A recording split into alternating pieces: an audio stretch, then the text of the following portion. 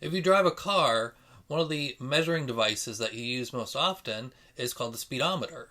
Well, usually right next to the speedometer is another measuring device called a tachometer. And if you look closely at it, it measures in revolutions per minute.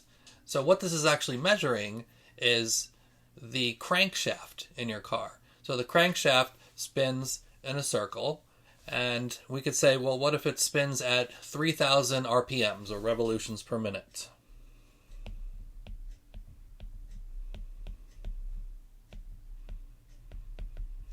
Okay, so that's how many times that the crankshaft is spinning, is making a complete revolution every minute. So can we say what speed is the crankshaft moving at? Okay, well, we can relate the speed of an object in circular motion by knowing its circumference, 2 pi times the radius, and its period.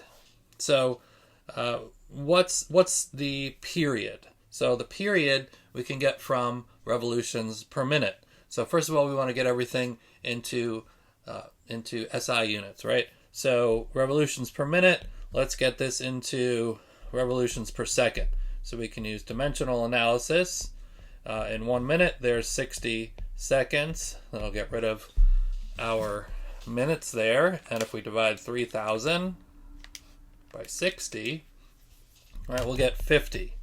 So that means 50 revolutions per second. All right, so period is 1 over that, right? 1 over 50. All right, and that will give us how many seconds? So 1 divided by 50 is 0.02 seconds. So the period, so it makes one full rotation every 0.02 seconds. So we have for the period 0.02 seconds. Now for the circumference, 2 pi r.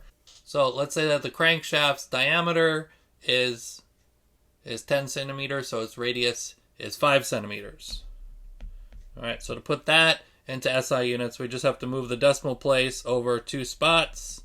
So it would be 0.05 meters.